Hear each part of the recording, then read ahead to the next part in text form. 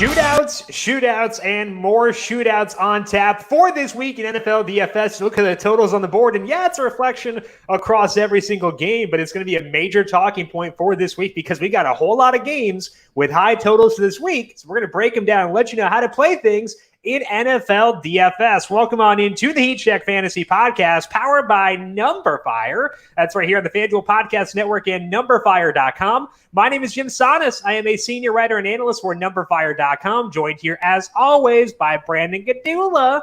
He is a managing editor for numberFire. Brandon, it is our five-year work anniversary. How you doing today? Oh yeah, I love anniversaries. I'm a big anniversary guy. But honestly, I'm like frazzled today because this slate is great. Yeah. But it's so hard to narrow things down. Yeah. It gets like I was trying to pick like my favorite plays, and it's like, well, there are a few obvious spots, but we talk pretty often. I don't think we've actually talked about this much this year, but those paths to failure, as you like to call them, for these games. And it's like, I want to be all in on, player X, but this game could get wonky. And so just going through like game after game and narrowing down, it's been tough, even though it looks at first glance like a really great slate. Right. I think that there are like, of the potential shootouts on this slate, there's kind of one that I would say does not have any paths to failure. That's a very dangerous statement because it's definitely not true. But it's Carolina, Arizona. If that's the one I have the most confidence in, like that's I have good amount of confidence in like Seattle, Miami. Obviously, I think Dallas, Cleveland, you can feel good about those for sure. But there are paths to failure there if the underdog team can't keep up, or if Ryan Fitzpatrick or Baker Mayfield start tossing picks, things can get out of hand in a hurry. So that's why I think like maybe I'm just overconfident in Arizona, Carolina, but like I think that's kind of the way to view things here is try to decipher which games have the most likely paths to failure, because like once you add up all the different paths, how likely are those paths, et cetera, and then use that to rank the games out, because it's a tough ranking system to do this week. Yeah, I'm dreading ranking these because it's probably going to change by Sunday. But again, we love both of those quarterbacks in that Arizona-Carolina game, but one could argue they're the two best quarterbacks in football, Teddy Bridgewater and Kyler Murray. What else could you need? Yeah, but I mean, like, I saw a lot of Kyler last week. I know his metrics they're not great. We love Teddy, but you can't realistically go into a slate and say, you know what, I have no doubts that Teddy Bridgewater will like be in a shootout and maybe you can. Maybe you can speak for yourself, please. Speak for yourself. I can. No reservations. We're going to go through our slate overview and our injuries in just 1 second. But first, the Week 4 FanDuel Podcast Network Listener League is now posted. It is a $5 entry, maximum of 3 entries per person, meaning people of all bankroll sizes can get in on the fun here. It is a rake-free contest. So every $5 you put in goes right back into the pockets of the listeners, potentially even to you if you do wind up cashing. FanDuel gets no money out of all of this. In fact, they've actually lost money the first 2 weeks to build it. So, hey, we're just giving money back to you at this point. All the entry fees go right back to you, the listeners. To get yourself entered, go to FanDuel.com/league/listener league. That's FanDuel.com/league/listener league to enter. I'll also put a link to the contest in the Week 4 preview podcast post on numberFire. So go to numberFire, check out the podcast post for the Week 4 preview. A link to that will be in there. If you're listening on YouTube right now and want a link to it as opposed to just FanDuel.com/league/listener league, you can go to the Week 3 recap podcast. That also has a link directly to the Listener League. So go there and get yourself entered. Again, $5 entry, 3 entries max, no rake. So it should be a fun contest for week number 4. Slate overview for this week. I think, Brandon, it kind of goes back to a thing we discussed the entire year, and that's about upside, because with so many high totals on the board, you just need a lot more points to cash and to win tournaments in daily fantasy, because more touchdowns benefits everyone. You just need more scores. So I think that, again, every player we discuss, the first question we need to ask is, do they have a path to a big game? And if you can't say with confidence, yes, they do have a path to a big game, you need to look elsewhere. I think that's kind of the big thing for me for this week. Yeah, we have like some value plays and possible shootout spots, but you really have to think, can this player with like a 15% target share, just because his team's going to be throwing, does he have high upside? So I went back and since 2016, just looked at performances with at least 20 FanDuel points, just for some context here. Running backs who scored at least 20 FanDuel points in those games averaged 18 carries and 5 targets. Wide receivers were at 10.5 targets. And then I made the cutoff 15 FanDuel points were tight ends, but those guys averaged 9 targets. So how do you get upside? It's through volume. And it's always tempting to, save salary with someone who's going to get 4 or 5 targets in like the, right around 5,000 or so on FanDuel as a wide receiver, for example. But, upside comes from volume, unless you break open like 2 80-yard plays, and that's super rare. And the advantageous thing for us for this week is that volume can come from close games, because if both teams have their foot on the gas pedal the entire game, that inflates play volume. It inflates volume for everyone, essentially. So that's a good thing for us too.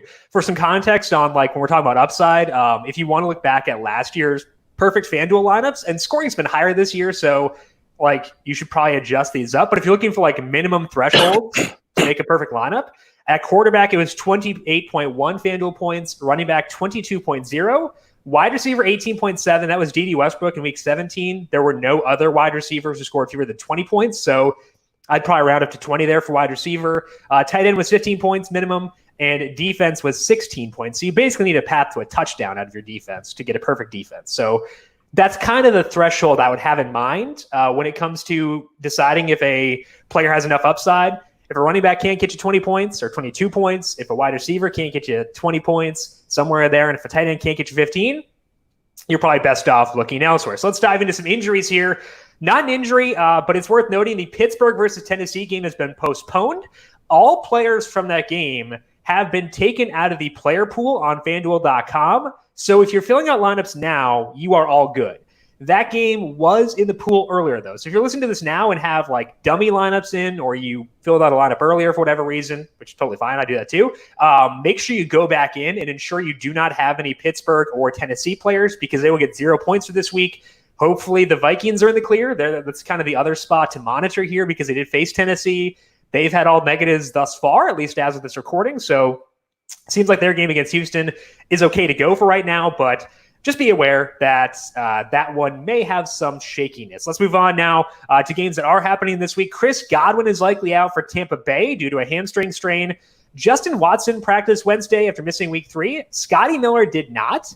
Leonard Fournette missed practice with an ankle injury, which was not known previously. So the tough spot here against the Chargers, but the Buccaneers are at home. So how are you viewing Mike Evans and the value options here with Godwin out? And would you go Ronald Jones if Fournette were to sit? So I haven't seen enough from the value options really to get excited on a slate that is still quite large and has a lot of good games. Mike Evans, I know, coming off that wild stat line, but I think I would probably be fine. Not loading up on Mike Evans, because I thought that Tom Brady would make him a little bit more consistent week to week, higher floor, maybe lower ceiling.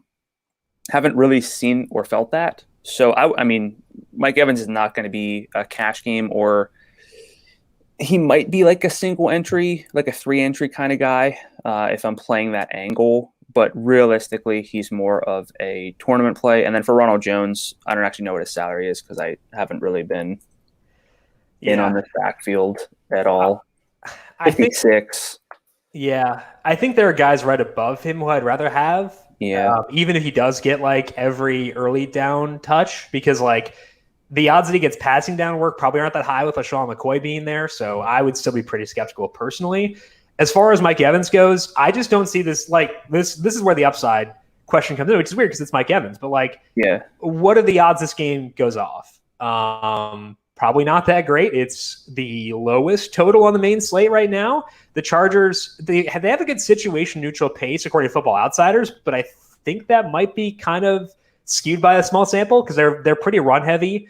So I'd expect that number to go down as the season goes along. And like Mike Evans is the only guy this year who's had more than 7 targets for the Bucs because they haven't had to throw that much. I don't think they're going to throw that much this week either. So I think it's okay to just kind of be off this game in general. So let's talk about Michael Thomas. He returned to practice for the Saints on Wednesday, putting him on track to return this week. Jared Cook, though, was out due to a groin strain.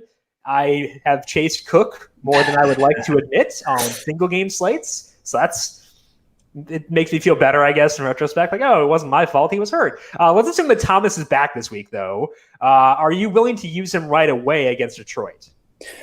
Yeah, I will use him, but he's a high salaried wide receiver. He is the same salary as Alvin Kamara, and 10 times out of 10, I'm taking that running back. Oh yeah, for sure. So for me, Thomas is not someone I'm going to prioritize, but I will use him when I stack up that game. Does he make you interested in Drew Brees? Because I am still at a hard no there. No. Okay, you laughed. No. Okay, so no, I mean he's not throwing the ball downfield, and I know that he doesn't have to be efficient. But if you want to talk upside, like Michael Thomas needs 14 targets at like 7 yards downfield to hit upside, basically. Right. So I agree. Zach Moss returned to practice for the Bills on Wednesday after missing week 3. John Brown was out, though. He injured his calf in week 3. He also had a foot injury during the week last week. So I think it's pretty likely that Brown winds up sitting, given his history with calf injuries and foot injuries. How are you changing your view of the Bills' offense against the Raiders? So, I mean, well, you're about to talk about this, but like the Raiders are not healthy. This game is one of those where maybe there's not a lot of points. I'm not saying that's going to be the case, but I can definitely see that happening. I could see the Raiders just kind of trying to take the air out of the ball a little bit. So with Moss returning, I can't really go to the backfield. Yeah. And that hurts. It hurts Josh Allen as well. Yeah. I think that let's talk about the Raiders side, because I think that's what hurts Josh Allen more is that the Raiders are likely without Henry Ruggs and Bryan Edwards. So that could push us towards Darren Waller. But I think that what you're saying is right on, where like if the Raiders aren't going to score points, it means that Josh Allen doesn't need to have his foot on the gas as long. And I need that out of my quarterback. So I think like Josh Allen is still in play as like a standalone play, and you could stack him with Stephon Diggs. But I think like the odds that Josh Allen gets me 25 points are higher than the odds that Kyler Murray gets me 25. No, maybe not Kyler. Than the odds that Matthew Stafford gets me 25 points. Yeah. But I think that the odds that Josh Allen gets me 40 points might be lower than Matthew Stafford, because I think that game is more attractive. So I think that's kind of the way I'm viewing things here. Yeah, I can see that. This is just one of those like, all the volume is going to go to Stephon Diggs, but I mean, John Brown can take attention away. He can elevate the offense. He's good enough to do that. So it's less about volume, and same goes for the Raiders. Really, it's the offense is going to get worse if you have Nelson Aguilar out there. Like that's just how it works. I'm very excited to watch Cole Beasley and Hunter Renfrow go head-to-head for this entire game. Two of my favorite players. Just racking up the targets. What could go wrong? Kareem Hunt missed practice for the Browns on Wednesday with a groin injury. Could be just maintenance because it didn't seem like he got banged up against or in their game last week. But it's extra noteworthy because the Browns did promote Dontrell Hilliard from the practice squad. So there's a chance that Hunt sits. We know how to handle Nick Chubb if Hunt is there, and like that's kind of like, game stacks only, and even then you're kind of limited. But what would we do with Nick Chubb if Kareem Hunt were out? He still wouldn't be like a cash game play for a few reasons. One is he can be scripted out, and the spread's a little closer than I thought it would be, at least to open in this game against Dallas. He has one target in each game. Even if Hunt's out, like I don't know if he's going to turn into someone who gets like 6 targets if they're trailing, or if not, he's just going to get carries. And his salary is $8,300 on FanDuel. It puts him at 4th among running backs. It's not like he's mid sevens because he's in that timeshare. He's coming off a big game or a second big game really. I'm not using him in cash games if Hunt was out. Would you? Yeah. Well, I think I wouldn't use him in cash because I think I still would like Zeke Elliott and Alvin Kamara more. Yeah. So I'd rather just spend up for them. But like last year before Hunt was active, before he came back from a suspension, so there were 8 total games, and Nick Chubb had at least 4 targets, and 6 of those he had 5 targets 3 times. So I would expect him to get, like, if we're talking like projections, like 4.5-ish targets, and that's a lot better than 1. So I would say Nick Chubb would go from being a game stack only type guy to being a guy I'd rotate in as like a fringe core play, very much behind Zeke and Kamara, but he would be in that second tier for me. Is that logical? Yeah, it's pretty much where I put him. I just am lower on him because I don't really see the receiving ceiling getting significantly high, especially when someone like Kamara is right there, not that much higher in salary. Yeah, I think that's my biggest hang-up too, is the salary proximity to Zeke and Kamara. DJ Chark returned to practice Wednesday after missing week number 3. The problem is that the Jaguars target shares were spread out both with and without Chark. So if we assume Chark is back, are you in on any of them against the Bengals? I mean, the target shares are just bad here. I will stack this game because I like the Bengals here. I just I want to keep my expectations in check even on DJ Chark. Yeah, I think like if he gets into full practice by Friday, I think that he would then become my number 1 bring back option on the Jaguars side, because like I know the target shares in the first couple of games weren't that good, but if we're talking about bring back stacks, we're operating under the assumption this game features a lot of points. And the odds that DJ Chark is involved if it features a lot of points, to me, are higher than the odds of Keelan Cole or Laviska Shenault. He's fine, obviously, but I was going to ask. So I was going to ask, like you said, he would become your number 1. I don't even know who it would be other than like if Chark is out. James Robinson probably, just because like he has been getting passing down work. He's had a really good role recently, and we've seen that he actually does have a path to upside. So I think because of it seems like he's just earning more faith from the coaching staff. So because he's been getting targets, he's been getting that early down work too. I would say it's Robinson 1 if Chark can't go, and Chark 1 if Chark gets in a full practice by Friday. I guess the better question is, if Chark's out, who other than Robinson can you bring it back with? Unless you're just okay, like, and again, if you're building game stacks, you're okay throwing the like. Well, I guess the one situation there is that Chark being out would lower me on the Bengals too, though, because I think that the odds that it shoots out would be lower. So I might not be bringing it back, because I might just not be stacking that game. We're talking about paths to failure. Yeah, that would be one. That answers my question then. Yeah. Yep. Okay, cool. Washington will likely be without Chase Young this week. They also put defensive lineman Matt Ioannidis on injured reserve. They have a really good front, but it's lost 2 big pieces. But we are emphasizing finding shootouts. The Ravens are huge favorites here. So obviously Lamar Jackson's in play. But are you going any of the Ravens here? Not really. I don't touch the backfield. Nope. And volume concerns just can ruin any of their pass catchers who seem to be viable. I love the implied team total for a tight end. That's a good indicator, but I'm not really interested. I'm not either. I think that just like I need them to be facing a good opponent to get really excited about like Marquise Brown and Mark Andrews, and they're not. So over under 22 pass attempts for Lamar.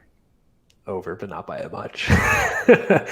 Christian Kirk got in a limited session on Wednesday, meaning he's likely back after a 1-game absence. DeAndre Hopkins, though, missed practice Wednesday. Too soon to tell if that's going to be a legit concern, but I'd assume he's okay. Let's assume that Hopkins is okay. Would you go at Kirk in his return in a game that at least I like quite a bit? Yeah, I play a lot of Christian Kirk. He gets a lot of downfield work. When he was out last week, it was Keyshawn Johnson who got it. I would assume Kirk goes right back into that role. That high volatility, high ADOT, average depth of target for anyone who doesn't No, ADOT. I think that is exactly the type of play I'm looking for this week. Yeah, Christian Kirk, the reason that I was like off of him initially was because in week 2, he ran fewer routes than Dan Arnold, and I was like, okay, that's kind of weird. Why is that happening? But now we find out that he was hurt. So I think it's kind of similar to Chark, where if he gets in a full practice by Friday, cool, I can be in. Otherwise, it's a little bit of a tougher sell there. It might just be Kenyon Drake and DeAndre Hopkins, but that's fine. It's a fine salary to take some chances, though. Sure. Yeah, I agree. Final one here. The Rams. Cam Akers missed practice again on Wednesday with his rib issue. Darrell Henderson has looked really good the past 2 weeks with Akers being banged up. He had 26 adjusted opportunities in week 3, and they're big home favorites. Are you tempted by Henderson here at $6,400? I mean, by big home favorites, it's 12.5 points. There could be – I mean, I'm tempted for sure, and yeah. I will use him. But if the game gets just out of control and it's not back and forth, I don't really know. I never know what that's going to do to a team, and I don't ever want my players getting pulled in the fourth quarter, even if that means that they've done something, like that right. the offense has done something, because there's no guarantee that it's through Darrell Henderson that they build the lead. So that is a little bit scary. Yeah, I mean, it's the same thing. It's the same spot as Jonathan Taylor last week, where we were big on him because we expected the Colts to roll, but like they rolled too much. And like Daniel Jones is not above throwing 2 pick sixes in a game. So I would say that Henderson is like another guy like I'd like to use. But I'm very much going to prioritize Mike Davis and Kenyon Drake in that same salary tier. And they are going to be part of my like core at running back. And Henderson won't. I do again want to make sure I have exposure to him, because I think that like if that game does stay close, his projection's pretty good.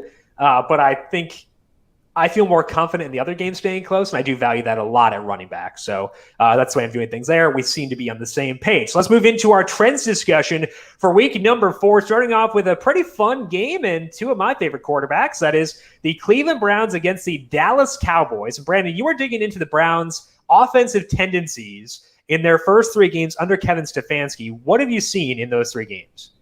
Yeah, we got to nitpick some of these games to see if there are reasons to be concerned about whether games either stay close, whether there are a lot of plays. So I wanted to look at the Browns because I'm not really worried about the Cowboys.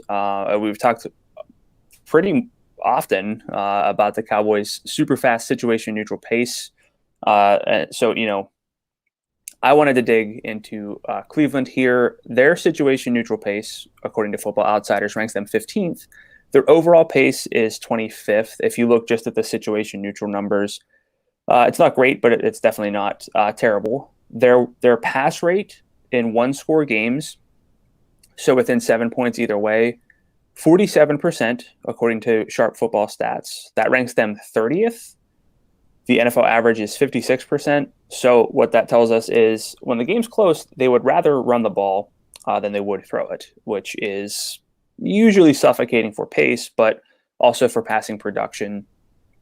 And look, this might not be a 1-score game the whole way. Dallas is favored pretty heavily, but the Browns have been kind of reluctant to throw even when trailing by at least 6 points. They throw 56% of the time there, which is shy of the NFL average of 66%. So 10 percentage points lower. I know it's a small sample, but I think it's safe to say we know what the Browns want to do. So far in overall pass attempts, Baker Mayfield has 39, 23, and 23 through 3 games for the Browns. The 39 came whenever they got floored by the Ravens in week 1.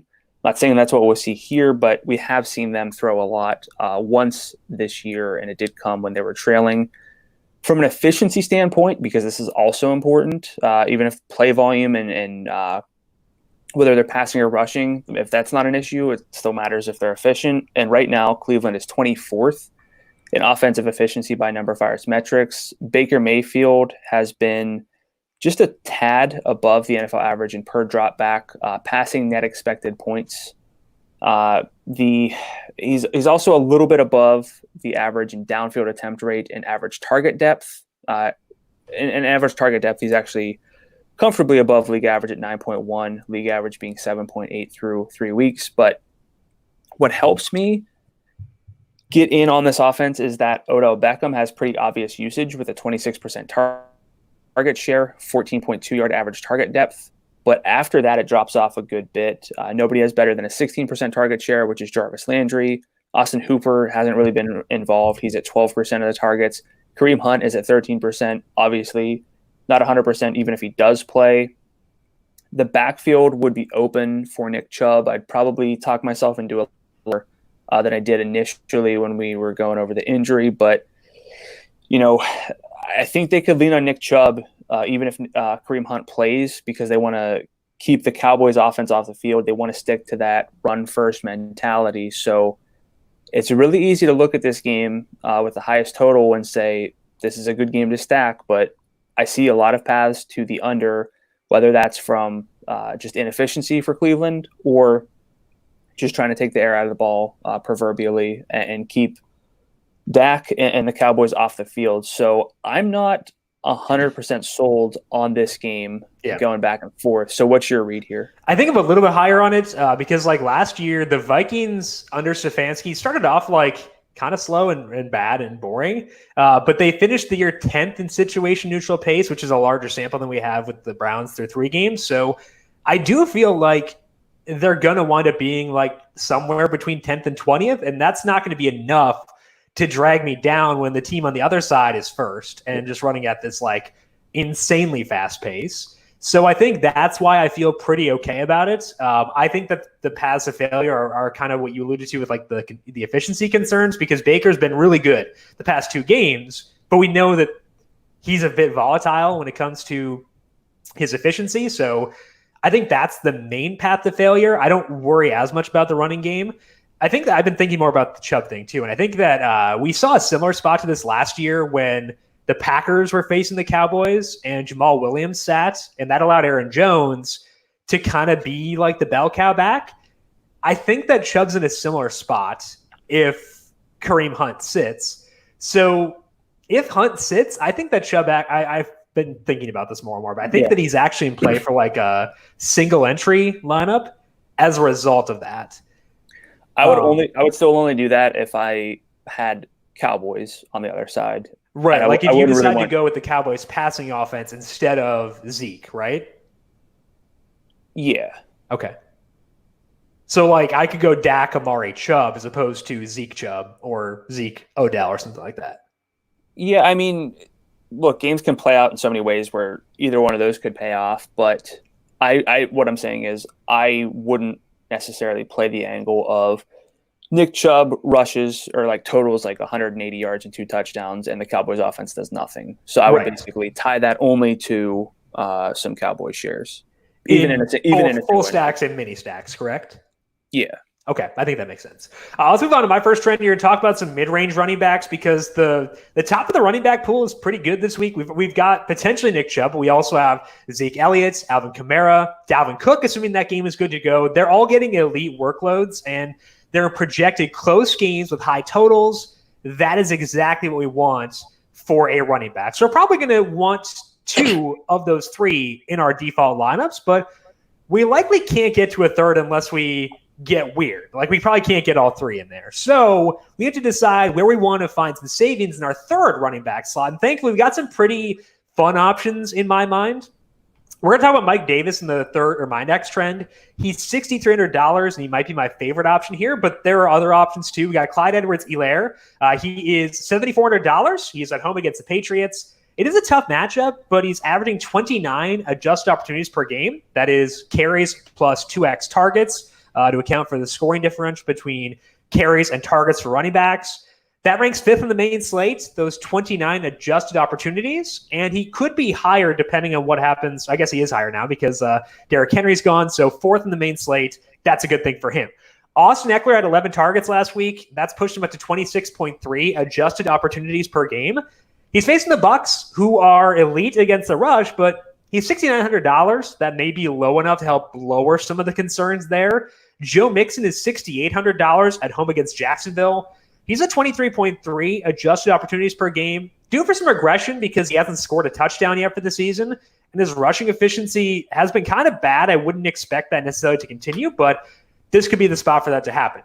In that same game, we got James Robinson at $6,600, 21.7 adjusted opportunities per game.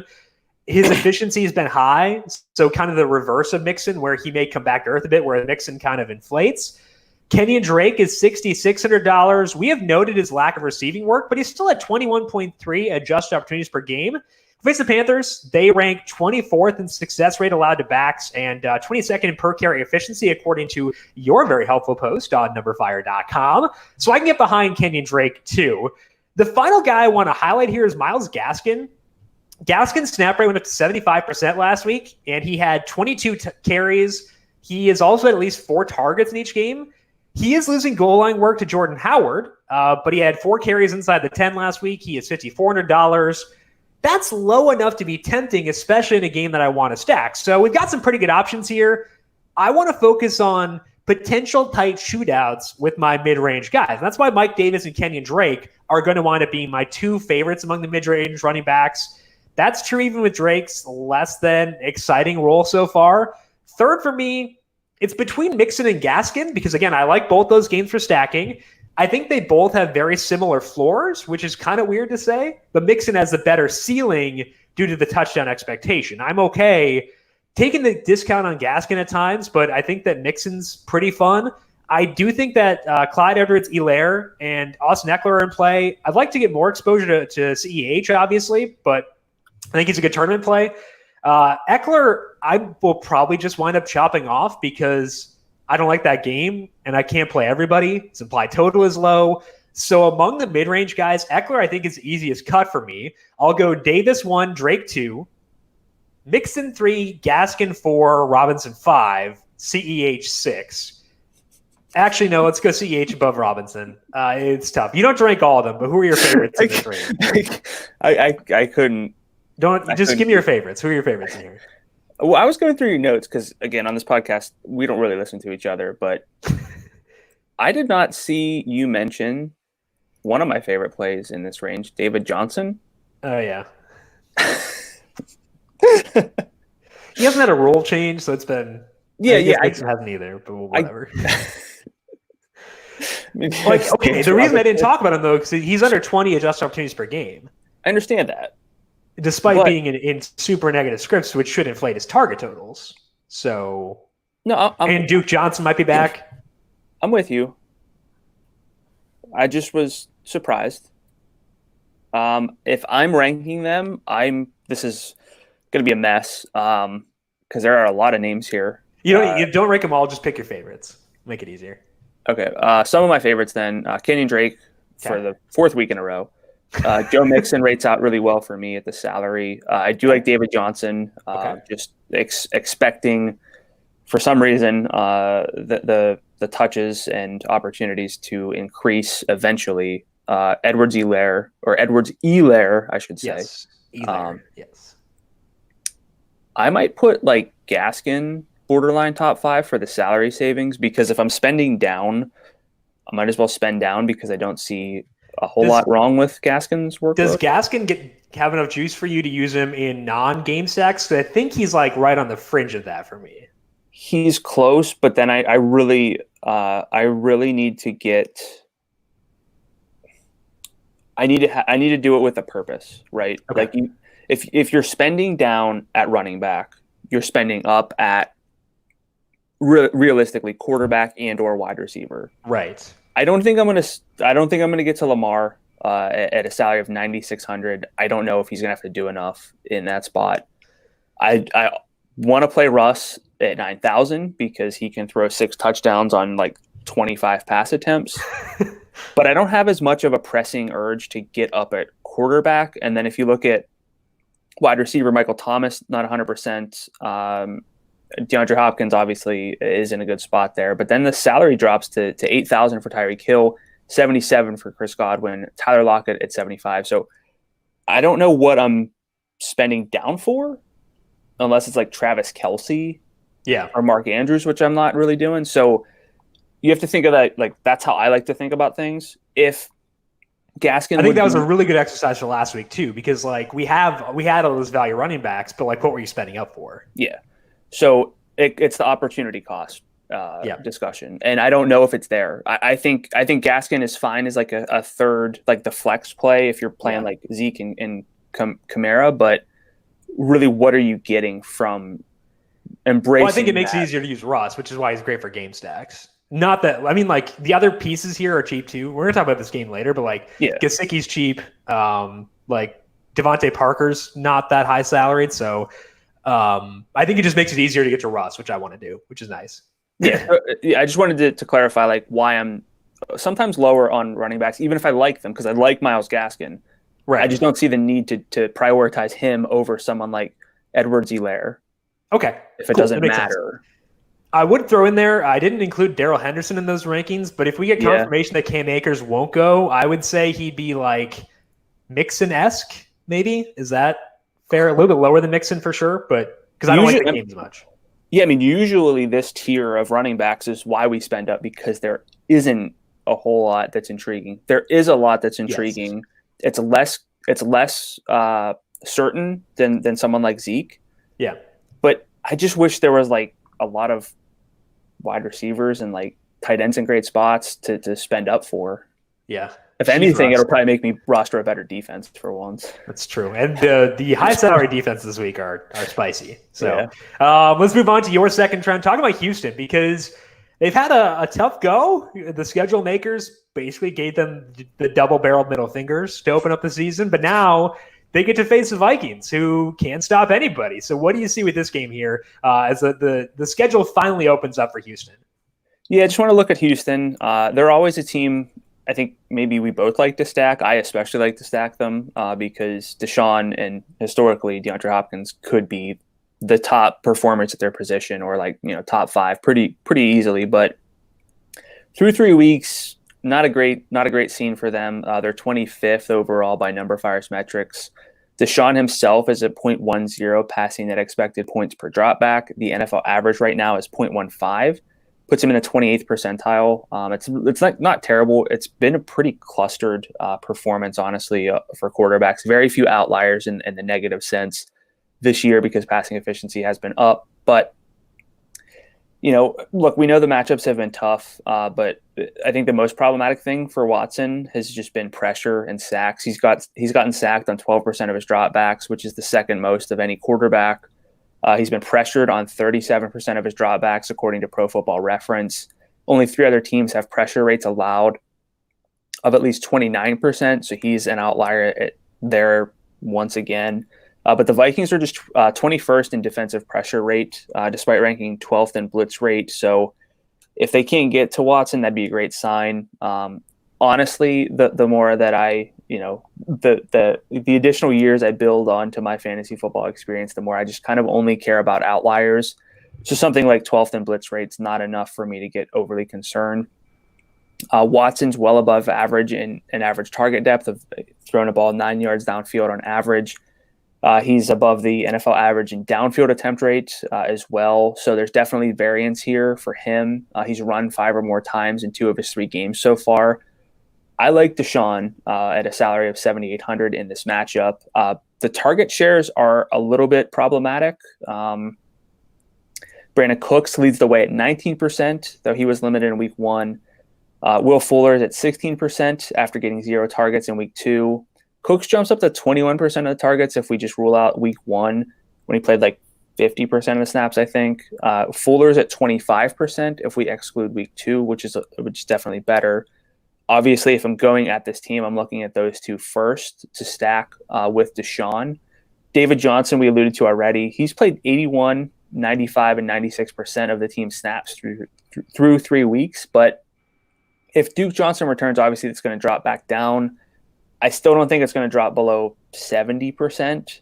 The salary's fine. The bigger issue for David Johnson has been that the snaps haven't really led to too much work.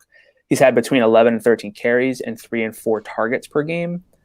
I'm definitely buying into this offense at a potential low point, but nothing feels super certain about it. It's always hard to get overconfident. Well, it's easy to get overconfident about Will Fuller, but we shouldn't. But I mean, I think it's pretty easy to stack this one. Deshaun, David Johnson, Brandon Cooks, Will Fuller, kind of the guys in play. Don't hate the tight end situation, but how are you handling the Texans in this one? I do like Jordan Akins. So you'd mentioned the tight end situation. I do like Akins at $4,900. He's been running a route on 80% of the dropbacks, which is elite for a guy of his salary. So I think that Akins makes a lot of sense at 49. I actually don't mind Cooks. Fuller is awesome. So I actually think that David Johnson is third on my list on this team. It would go Fuller 1. He's amazing. Like, I think that Fuller is a really good play this week. I'd be curious to know what his popularity winds up being, because I think that like projected roster rates will probably be a bit high, because I think that people are very skittish with Will Fuller, justifiably so. Yeah. So I could see like his projected roster rates being higher than what he actually winds up at. So I think Fuller at 61 is among the best receiver plays in the slate. I think that Brandon Cooks is number 2 for me as far as guys in this team. I will go David Johnson third, but the problem is like David Johnson or Kenyon Drake for you? Drake. David Johnson or Mike Davis? It's closer. You want to do a bet on this one? No, because I know where the workload. Okay. I know where the workload is. I just know where I want it to be with David Johnson. Yeah. Okay. So he's not like a standout in that range. And I think I go Akins for it, but I'm okay with all of them. And I think this is a good game to stack. I'm not going to get to Kirk Cousins, so it'll be a one-sided stack. I'll run it back with Thielen, Cook, or Jefferson, obviously, but it'll be a one-sided stack. Usually, if I'm stacking a game, I use both quarterbacks. I'm not going to get there with Kirk Cousins. I know that for sure. But pieces tied to them are fine. Yeah. The path to failure for this game is pace, because both teams are outside the top 20. So that's a concern, but that's kind of my only concern here, because both defenses are pretty dumpster fiery. So yeah. I think that for me. Go ahead. No, Akins, just to clarify, 6th in average route rate run among tight ends. Yeah, and he's got enough targets. Like, it's not like he's not pulling a Chris Hogan, just like exercising. I think that. Yeah, a lot of ways to stack this one, though. Yeah, I agree. Let's move on to my second trend here. Talk about the Panthers offense, because taking Christian McCaffrey out of this game does change the offense quite a bit. The Panthers had an easy matchup in week 1, but since then they've faced the Bucs and the Chargers, 2 very tough opponents, especially along the defensive line. I guess secondary for the Chargers, but they've actually come out of it okay. And now they get to face Arizona, which should put them in a good position to score some points. And they'll once again do it with no Christian McCaffrey. And that puts up a lot of volume for playing this offense, and a lot of that has gone to Mike Davis. The Panthers have basically played 5 quarters with no McCaffrey. In that time, Davis has 36% of the team's targets. He has 45% of the red zone targets, and that's on 11 total red zone throws for Teddy in those 5 quarters. So it's 5 red zone targets out of 11, which is disgusting. It's probably because the Chargers' corners are really good. I know Chris Harris got banged up in that game, but that does funnel more work to the backs. But Davis had 31 adjusted opportunities in week 3 on 76% of the snaps. He scored almost 20 FanDuel points.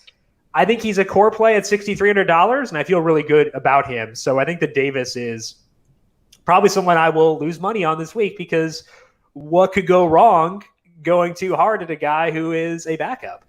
Even with the tough cornerback matchups in week 3, DJ Moore and Robbie Anderson both got solid volume. If we look at the past 5 quarters, Moore is at 20% of the overall targets, but 57% of the deep targets in that time. It's 4 out of 7. Anderson has 22% of the overall targets and 29% of the deep targets. He's also gotten good red zone work. If we look at the full season here, DJ Moore is at 25% of the team's targets and 53% of the deep targets. And it's not like Teddy's been 2019 Teddy. He actually has been going deep, and a lot of those have gone to Moore. He's averaged 3.3 deep targets per game, and he has at least 50 receiving yards in each. At $6,800, I would say that DJ Moore is among the best receiver plays on the board. Robbie is at 24% of the overall targets and 21% of the deep targets. $6,200 for Robbie Anderson. I would rank him behind both Davis and Moore, but Robbie's good enough where I will include him in non-game stacks too. I'd put Will Fuller above Robbie, and they're at the same salary, but Robbie's a pretty good option for sure. So basically, those 3 guys are pushing to be a part of my core. I will use some of Teddy too. He hasn't shown upside yet, but I think that's within his range of outcomes. So how are you viewing the Panthers here against the Cardinals? I like the Panthers. I still prefer DJ Moore to Mike Davis because, Okay. again, what does rostering Mike Davis get me whenever I can just kind of find salary to get up to like Clyde Edwards-Helaire? I should have had this prepared because I like to do these, but it's like Davis and a higher salary receiver or DJ Moore and like Clyde Edwards-Helaire. Odds are I'm going to take Moore and Edwards-Helaire, that combo. Moore, really great usage, no touchdowns yet. I'm a big What about believer. this? Mike Davis and Tyler Lockett, or Clyde Edwards-Helaire and DJ Moore? That's a good one. That's very close, honestly. Yeah, but I agree. I'd probably lean toward Edwards-Helaire Okay. and Moore. I would go Lockett there. Okay. I mean, it's pretty close, though. I agree. Yeah, that's a good example, for sure. But I think that has a lot to do with Lockett being at a very nice salary. Right. If it's Mike Evans or like Kenny Golladay, I know it's nitpicking. I don't mind Golladay, actually. I would take DJ Moore and Edwards-Helaire over. Well, I mean, I like Golladay too. So it's tough. Yeah. Yeah. Well, what about Robbie for you? Like I said, I have a Fuller above him, but I think that Robbie will be a guy using non-game stacks. Would you agree with that statement? No, I think he's game stacks only for me. Okay. I still want that like correlation. I'm not sold enough on Robbie Anderson. I would prefer other almost said other golfers. Still stuck on Tuesday, but it does feel like Tuesday. Yeah, it feels like a Tuesday. This week's going very fast. So I know, dead air. It's like this is what I said. It's so hard to dig through every play because there are really good plays, but I would still go with Fuller over Anderson like frequently. Yeah, I agree. So I still think I'm probably more game stacks only for Robbie Anderson. Okay, that makes sense. I'm okay putting him in non-game stacks or like maybe a mini game stack. Like if I'm stacking Cowboys Browns, but I want a second game stack in there, I could go Kenyon Drake with Robbie Anderson. That'd work for me. I think that'd be fine. The 2020 NFL season is in full swing, and there is no easier way to get in on the action than with FanDuel's Gridiron Pick'em contest. All you have to do is pick the winner of each week's matchups correctly. You'll take home a share of the $5,000 weekly jackpot. And the best part, it's completely free to play. We're already on week 4 of the NFL season, so what are you waiting for? To enter for free, visit playfree.fanduel.com/gridiron. That's playfree.fanduel.com/gridiron. Eligibility restrictions apply. I'd assume that there is a banner in the lobby too, but I don't have the lobby pulled up, so let's go to the lobby. Check it out. Either way, playfree.fanduel.com/gridiron. Eligibility restrictions apply. Good research, Jim. You could have looked this up while I was just staring at Robbie Anderson. No, I don't really know. I was daydreaming about things. We're good. Just daydreaming about Teddy Bridgewater. It happens, man. It happens. Bookmaker info for this week. One of the highest totals in the slate is between the Seahawks and the Dolphins in Miami. That's at 54. It opened at 54.5, so it has come down a tick, but I think what's more important is that the spread is actually tightened by half a point. I mentioned I don't mind Myles Gaskin, but I think this is a game we can full-on stack here. So how are you viewing this game from a stacking perspective? Forgive me if we went over this, but do we know the status of Chris Carson? He practiced on Wednesday in a limited fashion. I'll pull that up while you talk. Okay. Yeah, I like this one. We mentioned on the recap podcast on Monday that like Ryan Fitzpatrick's doing enough to keep Miami afloat. Seattle's not very good against the pass right now. They're 26th in net expected points allowed to quarterbacks on a per play basis. Gaskin's definitely in play in bringbacks, but maybe a little bit more than that, and he would be more appealing if there were more maybe shootouts for quarterbacks. But if you're trying to play like Russell Wilson, I see the appeal here. 17% of the targets, 68% of the snaps on average for him. I like Mike Gesicki, I think, most because he fills tight end. He has a fantastic workload with high leverage looks whenever you adjust that for tight ends. So Gesicki might be the first place I look in bringbacks, but I have no problem, honestly, with Gaskin and Gesicki in the same lineups. so that I can get to Russ, Lockett, and likely DK Metcalf. I could really stack this one up because of the salaries work. Gesicki's in play for like a single entry as like your number one tight end, right? He might be just kind of overall my favorite tight end play. I think I agree with that. Yesterday for the Seahawks, Chris Carson limited, as was most of the roster. But a good thing is that other guys who were limited, and like limited being better than expectation for me, Mike Iupati, Ethan Pocic, and Damian Lewis were all limited. So that's good. Dwayne Brown didn't practice. He has a knee injury, apparently. That's kind of concerning. And Jamal Adams predictably did not practice. He has a groin injury. He missed like most of the game against the Cowboys. I'd expect him to sit. That's a good thing for Miami. So I think that actually benefits Gesicki a bit more. And like, I always get wary of tight ends against Seattle because of Bobby Wagner. But when it's someone with Gesicki's role where he's not really a tight end, he's someone he's like the old Jimmy Graham where he's a tight end in name only. I don't really care as much. Like, he's running from the slot every play. Like, who cares? So I think Adams being out is a big thing for Gesicki. So I'd say Gesicki 1.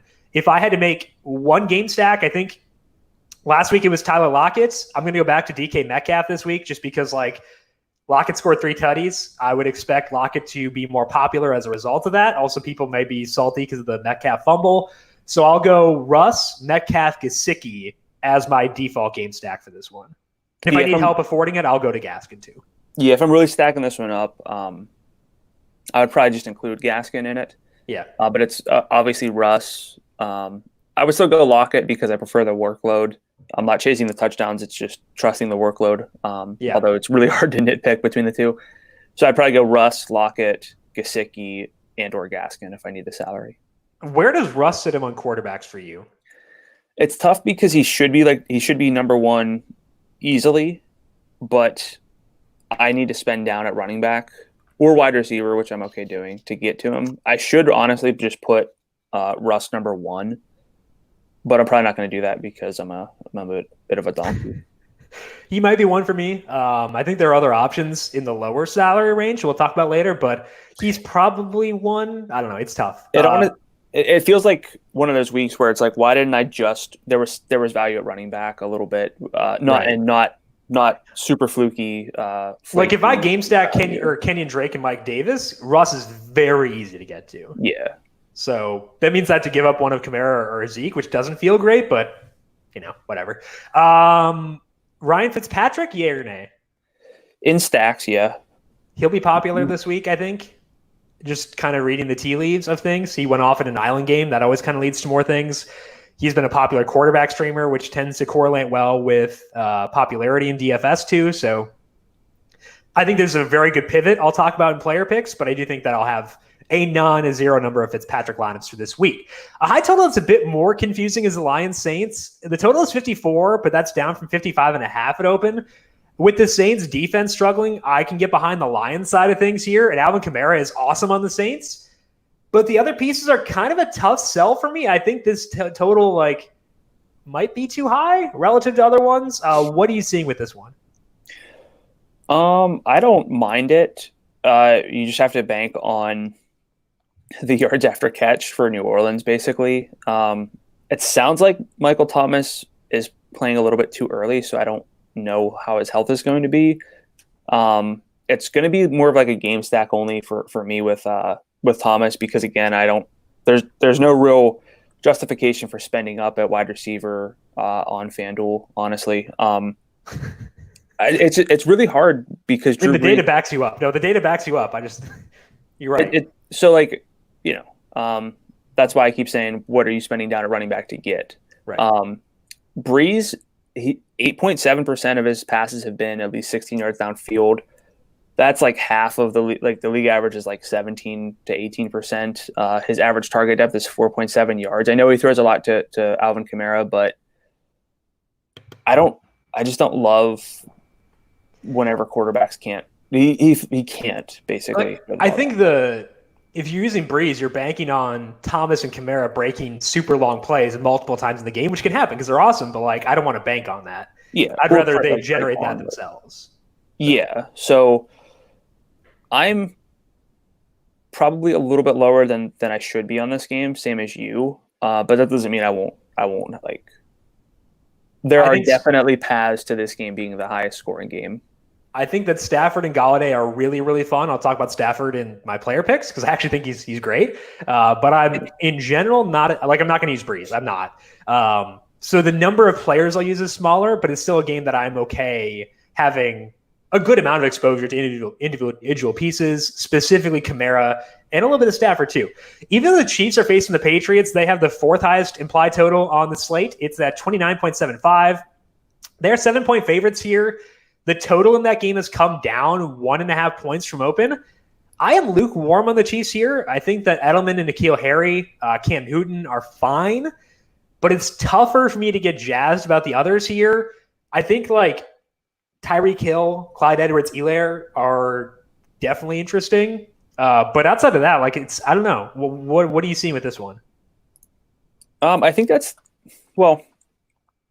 Chiefs are who they are. They have 4. They are who we thought they were. Yeah, well, will they be let off the hook is the question. But it's Mahomes, it's Edwards-Helaire, it's Travis Kelce, and it's Tyreek Hill on a full slate.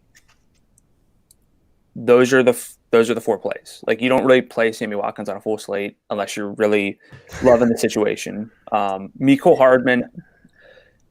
His snap rate did go up last week. I'll say that. Demarcus Robinson played more than he did, though. Just didn't get the targets. But it's really annoying. Well, I played a lot of Demarcus. I played him in single game too. Yeah, I did. Single game.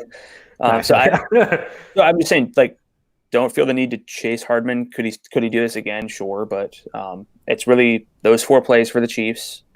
And then if you're believing that this game's close, we know where the ball's going for the Patriots. And that's through Cam. That's through Julian Edelman and potentially N'Keal Harry, who I do like a good bit this week. Yeah, I would say for me, it's Tyreek Hill, I think, is the most interesting guy for tournaments here because I don't expect him to be that popular just because it's the high-side running backs will get a lot of popularity. We had the game stacks with DeAndre Hopkins, Michael Thomas. So I think that Hill probably won't be that popular, but like he should be, I think. So the thing for me, sorry, go ahead. No, you're good. The thing for me is if this game is worth it, Cam Newton has to be relevant. Like this game doesn't. True. The Chiefs don't pay off if Cam is terrible.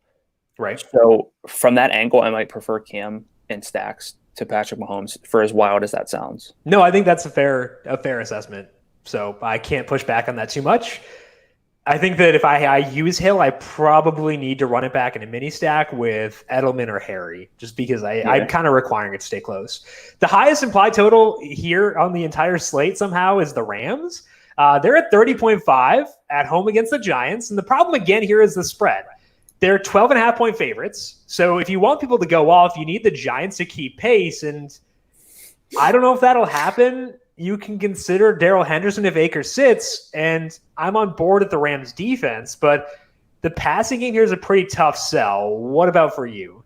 Yeah, I mean, you know the Rams a lot better than I do because your boy, Jared Goff, but best quarterback in football.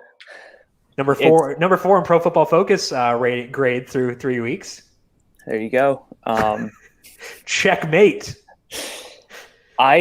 It's weird because the total is super high, but it's almost like the Ravens where it's like you don't expect much from the passing game because they should just dominate. Obviously, the running back situation's a lot clearer here, but it might just be Henderson for me and nobody else. I'm not going to Higbee. Not going at – I love Bobby Trees. Not going there this week. I used a lot of Cooper Kupp last week.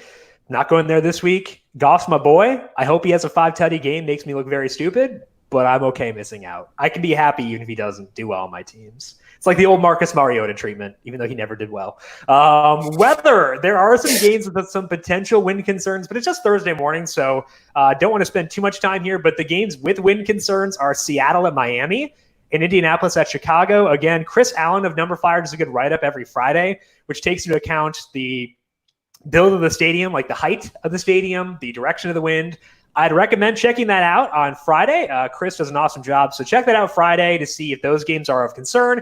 As of right now, though, I think they'd be okay. Actually, while we're here, Jonathan Taylor, we have not talked about him. He is $7,500 facing Chicago.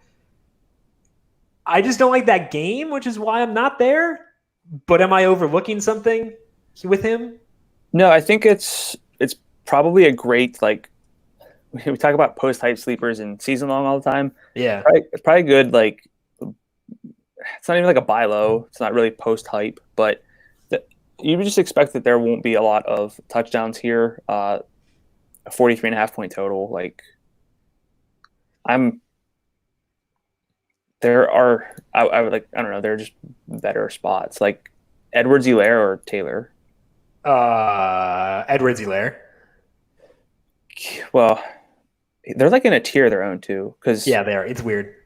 would you put like do you like Chris Carson if he plays? Not really that much. Just because he won't be full health, I don't think. Yeah. So I mean, like So it's really Taylor and Edwards-Helaire. They're the $7,000 backs. Everyone I else would is. also note that Chicago adjacent athletic teams in the past have given Jonathan Taylor fits. He got benched against a certain collegiate team outside of Chicago, I think as a sophomore. Where'd you go to school? Go Cats. So maybe some horror stories. Maybe it's a revenge game. I don't know how these things work. I can't keep track of all the narratives. There was another narrative. Oh, DeAndre Hopkins is back home. He's from the Carolina area, so narrative street there. There was another weird one. Oh, Baker's in Texas. Okay, here we go. Baker in Texas, DeAndre Hopkins in Carolina, Jonathan Taylor facing a Chicago-based athletic team. There you go. There's your narratives of the week. The only game with rain, I don't know what got out there. The only game with rain is in Tampa for the Bucks and the Chargers. Doesn't look like it should be heavy enough to matter. The wind is also 10 miles per hour, so if the wind were to go up, that'd be a bigger concern. And I check back on it later. Although, again, Chris Allen was talking about this, I think it was 2 weeks ago, but apparently the stadium in Tampa isn't affected too much by wind, so that one might be fine, but I would check back on it later. Regardless, with that said, let's dive into our positional plays for week number 4 on the FanDuel main slate. Brandon, who stands out to you at quarterback? The more I go, the more I realize it should just be Russ number 1. But I historically don't talk about like the most obvious plays here. I try to shake it up a little bit, but I think Russ deserves it. With the solid value at running back, I think Russ is one of the few pieces worth getting to. So I want to clarify that. But if not, I love Deshaun at 7,800 for his salary on FanDuel. I talked about him already in good detail, but 4 rush attempts per game. The Vikings 25th in passing success rate allowed to quarterbacks. Deshaun throws it downfield a good bit, 21% downfield attempt rate, as I mentioned already. Seems like a get-right spot for Watson in this matchup, but we haven't talked about Dak either. He's a similar salary, 82. He might be preferable if you're playing from the angle of that game being what it could be, but Do you want to rank the 8,000 quarterbacks quick? We probably should to clarify. Okay. And let's throw Lamar in there because, he's Lamar. So just 8,000 on up? Yeah. Okay. I would say Kyler 1, Russ 2, Dak 3, Mahomes 4, Jackson 5, Allen 6. And again, it's not because like Josh Allen's a very good fantasy quarterback. I just am lower on the Raiders doing anything. And if I'm going to be on a player where I don't expect the other team to keep pace, I'd rather go Lamar than Allen. Okay, this is going to be tough. Russ, Kyler, Dak, Mahomes are close. Yep. Allen, Lamar. Lamar's just the salary's there, and I don't think he'll have to do anything. No, you're right. Okay, who is your second quarterback then? So if I'm going to spend down, I think this is a good game stack pick. Joe Burrow, 7,400. His passing and expected points has actually been a little bit better than Deshaun Watson's through 3 games. He's getting crunched a lot. I mentioned that, the NFL average is about 0.15, 0.16. He's a little bit below that, 0.11, but I kind of like what I've seen from Joe Burrow. And I think he has a lot of good peripherals. He's thrown downfield a lot. I know his passing attempts are inflated, but he's 7 for 25 on downfield attempts, which isn't great, but worse yet, he's 1 for 14 on passes traveling at least 20 yards downfield. But according to numberFire's database, 6 of those incompletions were catchable, and like nobody else has more than 2 uncaught catchable like heaves. So I think that eventually that's going to click. 9% sack rate for for Joe Burrow. Jacksonville's not a huge threat there, so I do like Joe Burrow. I think I'm just like not. I like Burrow, and I can use like I'm going to talk about Tyler Boyd, and I could consider T Higgins, but like I just don't have. I'm worried that the Jaguars won't keep pace. I know that this is like I have this issue where with quarterbacks I hold on to my priors for way too long. My prior on Gardner Minshew is not the most flattering. Oh no, it's not. And like having him just played a pretty rough game. So I think because I'm lower on the Jaguars side, it's harder for me to see them keeping pace, which lowers me on Burrow.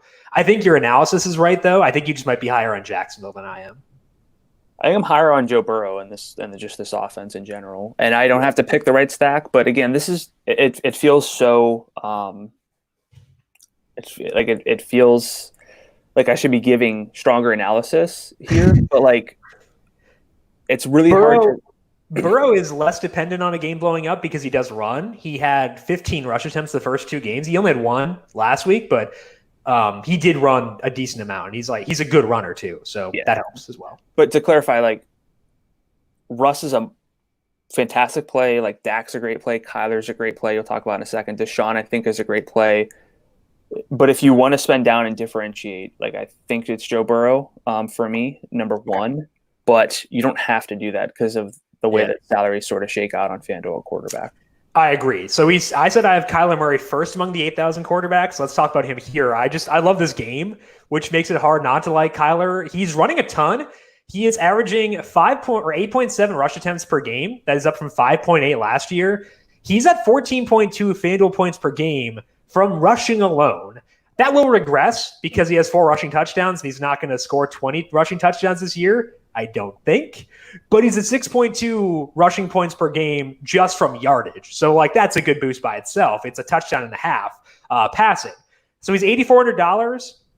I think that is even too low salaried. I think Kyler is like, he's like in the same tier as Russ, even if he's not Russ. So I think that Kyler's really good. I agree that Dak probably going a bit overlooked by us, but I put him third behind Kyler and Russ. New? Yeah, no kidding. We love Dak. What do you mean? No, I just mean we love Dak, but it feels like him going overlooked. He's just always overlooked. Yeah. He's used to it. Yeah, you're right. My second love, and I think this is my favorite, like low 7,000 guy, is Matthew Stafford. I think Fitzpatrick is good. I think that Burrow's fine. And I did have Fitzpatrick in this spot initially, but I feel like a good number of people will be in on Fitzpatrick, and I'd expect Matthew Stafford to be less popular. But he checks a lot of the same boxes. He is at home. He's facing a defense that has struggled so far this year. The Saints have gotten shredded by Derek Carr and Aaron Rodgers the past 2 weeks.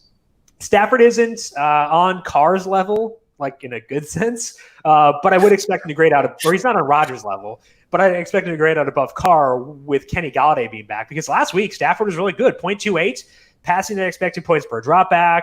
He was willing to throw deep. Golladay was solid, so. And Marshawn Lattimore hasn't been the same player this year as he was back when he was a rookie. So I think Stafford's my favorite of the low 7,000 quarterbacks. And I haven't seen a lot of buzz about him this week. He's indoors, which I like too. So I'm not going to go here in a single entry lineup because for single entry, I think I just want to go Kyler and get the rushing. But for multi-entry, I think that Matthew Stafford is actually a pretty good option. Do you have any interest in Stafford or no? I mean, I think we've mentioned Stafford as one of our 4 loves like every week so far. But I did not like him in week 2. I think at least 3 times I'd say out of the 4 weeks. Yeah. But yeah, I mean, with Golladay back, that's a huge boost. It's a good spot. I like Stafford. He's easy to stack too. Yeah. You just have to pick right. Or do you like Marv then, or just Golladay? I don't know. Marv's role has been really annoying. I think that Hawkinson is interesting just because there's I don't like defense versus position, but like they have gotten obliterated by tight. Like Robert Tonyan and Jay Sternberger went nuts against them. Probably means Hawkinson can, and he hasn't been bad this year by any means. So I would say it's probably Golladay and then Hawkinson and then Marv. I guess Hawkinson's had 50 yards in every game. That's pretty good for a tight end. So. Yeah. Okay, I'll go Golladay 1, Hawkinson 2. I think that works. Okay, let's move to running back. Who are you liking there? Is it Alvin Kamara or Kamara? I researched it, and he said, I believe it's like Camaro, except with an A at the end. Okay. Which I think is fitting, given his running style. It's very smooth. Yeah, it was one of those where I always thought it was Kamara, but then is it Camaro? Is that a good car? I'm going to research. You talk about Camaro. Don't ask me anything about cars. Kamara, negative touchdown regression, I think, headed his way after getting 6 through 3 games, but he's my number one here this week. You can't really nitpick a running back getting the receiving workload he has. He's at 8, 9, and 14 targets. That's a 29.5% target share. No other back who's played 3 games is above 18%. Getting Michael Thomas back would hurt the volume projection, but it should help the offense. So I think that kind of cancels each other out. So according to Google, a Camaro is classified as a pony car. Oh, yes. But also some versions are a muscle car. So Cal is telling us to stop and we're embarrassing ourselves. I was going to say, someone out there knows cars and is like, I've had my first car was a Chevy Malibu, purple Chevy Malibu, by the way, and then a Toyota Corolla. I don't know anything about good cars, so I'm just going to tell you that this is just, you're listening to the wrong person. There's a reason we are not a car podcast. Yes, we're a football podcast. So. Anyway, Alvin Kamara, a pony car, and a great DFS play in week 4. Yes. Also, I think a great DFS play is Clyde Edwards-Helaire with a salary of $7,400. Really, I guess the only back in the 7,000 range aside from Jonathan Taylor. For that reason, he could be popular because if you kind of end up with like 7,800 for your final play, you're probably not going to drop below those two. So keep that in mind. That might be like one of those weird salary-based decisions that sort of bumps up his popularity. But after opening the season with those dreadful 2 targets for 0 yards, as you would expect from a pony car, I'm assuming a Mustang is better than a pony. I don't know. I was trying to work it in, but everyone overreacted to the 2 targets. But he has 8 and 6 since then for 102 total yards receiving, and despite 342 total yards, he has just 1 touchdown. So some touchdown regression should be coming his way eventually. He's played at least 62% of snaps in every game. Hasn't gotten to 70%. Usually that's not the best sign for a running back, but in this Chiefs offense, that's golden for me. So I'm good with that.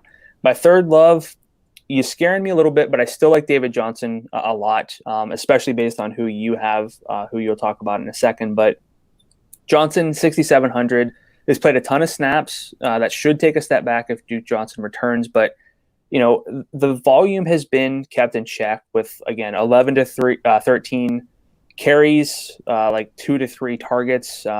Just that's kind of what he's been getting, but should have a claim to the majority of the rushing work, the goal line work. We should expect the Titans to move the ball as a 4.5-point favorite. Should expect some positive or neutral script. So could potentially keep Duke Johnson off the field a little bit in his return. So I do like David Johnson a lot at 67. Okay. My first love at running back is Zeke Elliott because he's in a projected shootout at home. Give me that. He is averaging 34.7 adjusted opportunities per game so far this year, which is the most in the entire league, not just the main slate. Still no Tyron Smith yet. He didn't practice on Wednesday, but even without him in those 2 games, the Cowboys have scored 40 and 31 points. I think that Zeke and Kamara are the no-brainer top options this week. I think Dalvin is like really good again, but I think that I would still go with Zeke and Kamara pretty easily number 1, 2 for me. My second love is Kenyon Drake because the workload has been annoying, but I'm not willing to ditch him yet, especially not in a matchup like this, because we had a similar discussion about Austin Eckler previously, where wasn't getting a lot of passing game work, but then against the same defense last week, 11 targets, 84 yards. Drake's floor has been good with his role as it has been. The ceiling, though, could come back if he has, if he has a shift in his role, or if this matchup is just as good as it seems on paper. So I think that Kenyon Drake still a very quality running back play for me. I also love in that same game, Mike Davis. Davis showed that he has a ceiling last week. He had 13 rushes and 9 targets, which is 31 adjusted opportunities. He scored 19.1 FanDuel points, 13.1 if you exclude the touchdown. And I always like doing that, seeing what a guy would have done had he not scored. And Davis still would have been a pretty good play at $6,300. That was against a tougher defense.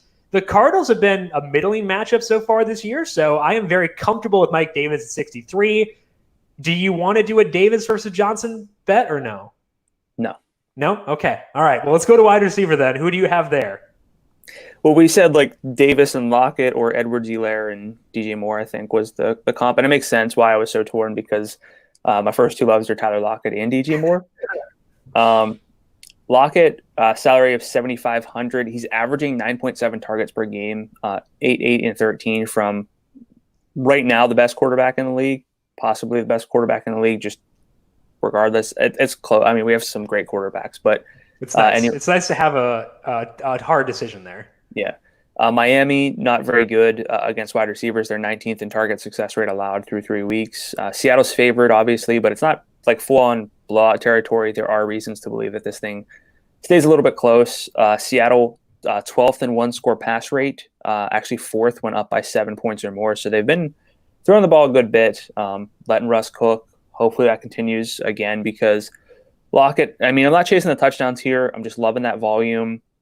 He is third in target share at the position with 28%. And it gets me access to Russ without having to get to Russ at 9,000, but probably going to, up my expected exposure to Russ the more I go through this podcast because I think it is definitely easy to do. My second love here is DJ Moore at 6,800. He is 10th in target share among wide receivers at 25%. He's part of that game that we both like. And only Calvin Ridley and Adam Thielen have more downfield targets than DJ Moore through 3 weeks. Touchdown regression, hopefully coming his way. He has not scored yet. I love looking for high volume guys who have underperformed in the touchdown column and are just in, good games. I think that definitely works there. And then I'm going to jump down to 5,300 for my third love. He opens up a lot, but it's N'Keal Harry. He's at 24% of the targets, which is 13th among the position, or at least guys with 2 games or more. Just 1 downfield target for Harry, but 2 red zone targets per game right now with 1, 2, and 3 so far through 3 weeks. Very affordable exposure to the Patriots and Chiefs game if you like it. Passing volume, you'd have to think climbs for the Patriots against the Chiefs. Did take a step back in routes a little bit last week, but still ran 70% of them. It was a low volume game for Cam Newton, hoping more for that, week 2 Cam when he threw 44 times. Yeah, and in the one game where they did throw, Harry had 12 targets. It's you can fail on 12 targets. It's just really hard. So I think that both he and Edelman work here. Edelman 64, and I think that is enticing, especially if I go with my first love, which is Tyreek Hill. Tyreek Hill, I think, probably going to get downgraded because of the Patriots defense and their reputation is that they shut down the opposing team's top option, but they haven't really done that with Hill in the past. He has faced them the past 3 regular seasons, and Hill has at least 8 targets in each game. He went over 130 yards twice. He scored 3 touchdowns in one of those. The Patriots defense did lose some juice due to opt-outs, so I don't fear it as much as I did in the past. The target share for Hill so far is pretty middling at 19%, but he does have 6 deep targets, which is more than half the team's total. They've been kind of keeping things closer to the line of scrimmage so far this year, but I'll roll the dice here and see what happens with Hill at $8,000. And we know it's different because we see Patrick Mahomes sling it like 50 yards on a dime every time. It just hits dudes in stride, and they score touchdowns. It's awesome. 3 deep targets from Patrick Mahomes is equivalent to 15 from who do I want to insult? Let's say no one. Generic quarterback B, Brett Rippon. Let's go with that. My second one is Odell Beckham because he can be really frustrating, but the usage this year has been solid on a per throw basis. He has 28% of the overall targets and 40% of the deep targets. They just haven't had to throw that much the past 2 weeks because they've had leads against bad teams. Dallas is not a bad team. It's also a pace-up spot here for the Browns offense, so they're not going to be able to coast. I think that's a good thing for Beckham at $6,800. My third love is a guy we have not mentioned yet specifically, I don't think, in Tyler Boyd. He's the only guy in the Bengals offense who has been super productive. He has 19% of the team's overall targets, but he's converted that into 28% of the team's receiving yards. He has 4 deep targets, or he had 4 deep targets last week. The Bengals are throwing a ton. Boyd has been productive in that heavy volume, so it's hard for me to say no at $6,000. If you want to go a bit lower to jam in guys like Zeke, like Kamara, I would say Brandon Cooks at 53 is pretty fun. Justin Jefferson is 54. I can get behind that. Jarvis Landry is 57. He hasn't played well so far, but he has a longer layoff, and I think that might help with his hip because he was on the injury report, I think, heading into week 3. I think he might have been like questionable heading into that one, but they played Thursday. No, they played Sunday, whatever. They played Thursday in week 2. So I'm hoping he's getting healthier. I would rank Cooks and Jefferson above him, but he's in play. Yeah. So I went to FanShare because I was curious to see what Jefferson would be like. He is tied for 4th in tags right now. Okay. I'm guessing T. Higgins is up there too. He is tied for 6th with Tyler Lockett. Okay. Number 1 is Joe Burrow, so I need to think about that long and hard. Make Stafford a better pivot. Yeah. Ryan Fitzpatrick also up toward the top. Matthew Stafford. So Stafford's looking like a good pivot. I'm encouraged by Justin Jefferson, but I almost wrote him up. Just historically, there's some letdown after converting on a big game. Right. So I think it's fine to use some of him, but don't go overboard. Cooks or Jefferson? Independent. Well, I guess it's the same game, so I'm gonna say independent of game stacks, but it's the same game. So I'd probably go Cooks for the differentiation because just historically I've studied this. Like nothing really predicts what leads to a big game. It's just whether these guys convert on their opportunities, and converting in one game, you have to kind of regress back. So I would go with Cooks. I agree. Let's move down to tight end. Who do you have there? Mike Gesicki. All right. 5,700. I think it's a fair salary. It's not too high, not too low. He's 6th among tight ends in target share, 1st in air yard share, 2.3 downfield targets per game, 1.7 red zone targets per game through 3 weeks. He is my preferred way to bring back Seahawks stacks due to his involvement and because he fills tight end, which has been really bad this year. It's been a kind of tough. I've seen numerous people. I think JJ also has been tweeting out like tight end leaderboards, and it's tough. But he's really good right now, so I like Gesicki as my number 1 tight end. And then I also love Logan Thomas at 4,900. Baltimore's not been great against tight ends through 3 weeks. I don't put too much stock into this just yet, especially among tight ends because volume is low. But 30th in target success rate allowed there. Thomas is 2nd in target share among tight ends, 5th in air yard share. His floor has been 7 targets. He's also had at least 1 downfield and 1 red zone target in every game. He's one of 3 tight ends to run at least 90% of the routes in every game. Just really hard to find that at tight end, let alone for this salary. Don't love the game, but I also don't love tight end. So you could attach your $4,900 quarter or tight end to Dwayne Haskins, or you could attach him to Dak Prescott and Deshaun Watson, which brings me to my 2 loves, Dalton Schultz and Jordan Akins. Schultz wasn't as productive in his 2nd game as a starter, but he still had a good usage, 6 targets and 48 yards. In the 2 games he's played with no Blake Jarwin, he has 18% of the team's targets. Cleveland got absolutely lit up by tight ends the first 2 games, so I think Schultz is really good at 49. Jordan Akins is also intriguing. He's running a route almost every time the team drops back to pass. He's done so 80% of the time so far. The only other guy with a salary lower than $5,000 who is anywhere near that is your guy, Logan Thomas. But Akins, again, catching passes from Deshaun instead of Dwayne Haskins. So I think it's easy access to getting in on the bottom of the Texans passing game.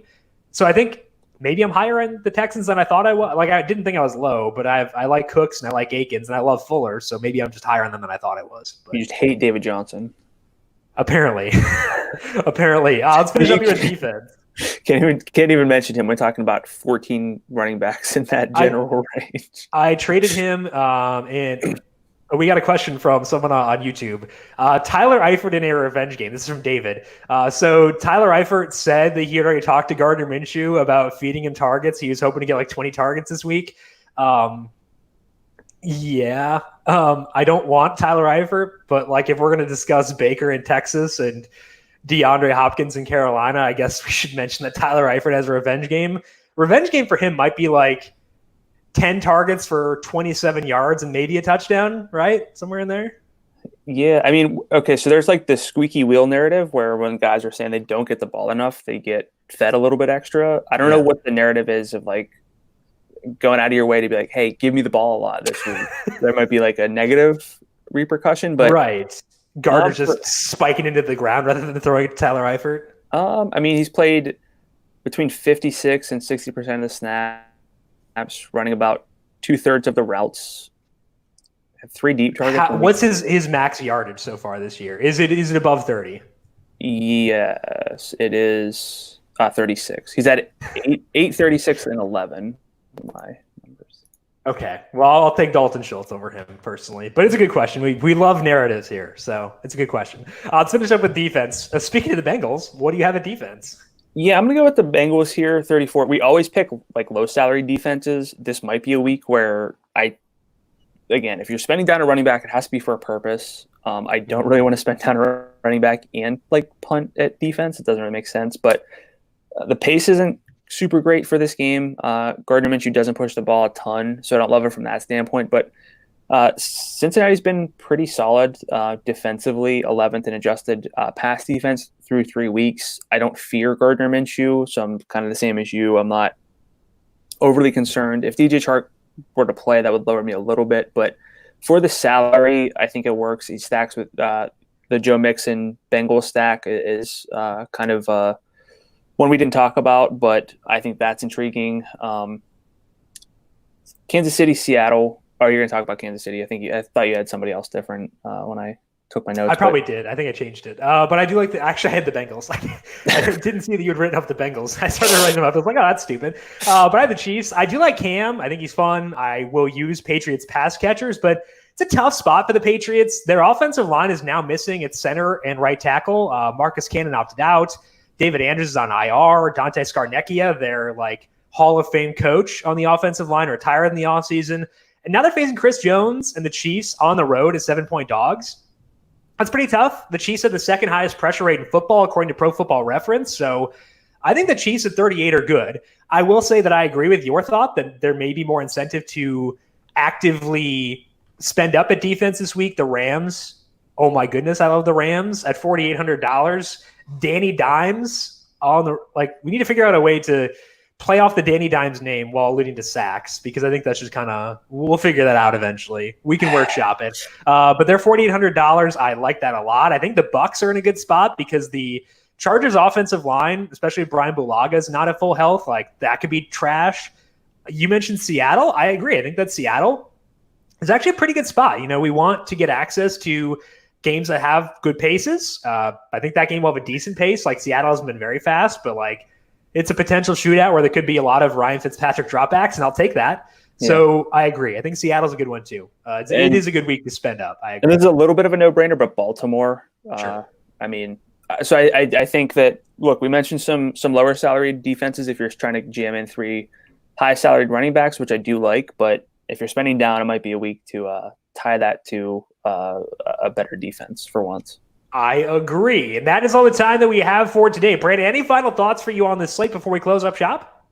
This really feels like a kind of a wide open slate. So pick the games you like and kind of stick with them. There are a lot of games to like. There are only a few games that you probably shouldn't like. So, and I think it's a good week to really dig into these games because we talked about in week 1 or something, week 2 or something like that. You actually have to physically rank these games because you can't just say, oh, that game is a 54-point total, I'm going to stack it. There are a lot of games at a 54-point total this week. So actually go through the games and rank them. I think that's a really helpful process just for this week. And if you don't put Panthers, Cardinals number 1, I'll be sad. I'll just say that, got to be number 1. That is all the time that we have for today. We're going to be back here again on Monday to recap week number 4 and get you set for week number 5. Make sure you're subscribed to the numberFire Daily Fantasy Podcast feed to get that podcast right as it is posted. And of course, we'll also be streaming that one live on YouTube at 9 a.m. Eastern on Monday. So you can check it out there or the numberFire Daily Fantasy Podcast feed. Do not forget to get entered into the Listener League, FanDuel.com/league/Listener League, or Go to the podcast post over on numberFire for the Week 4 preview podcast. It is there. And get yourself entered. $5 entry, 3 entries max, and no rake. So make sure you get yourself entered. Big thank you to Calvin Theobald, our video producer and car connoisseur. Cal, thank you for spreading your knowledge about cars and keeping us on our toes here for sure. I definitely appreciate it. Tweet at Cal if you have car questions, not us. Clearly, we don't know anything. Brandon, if people have non-car related questions for you, where can they find you on Twitter? I'm at Gadula13, GDULA13. And I am at Jim Sannes, JIMSANNES. You can also follow the FanDuel Podcast Network at FanDuel Podcast. Thank you to everyone for tuning in. Good luck with your DFS lineups week number 4. We'll talk to you again on Monday to wrap it all up. This has been the Heat Check Fantasy Podcast powered by numberFire.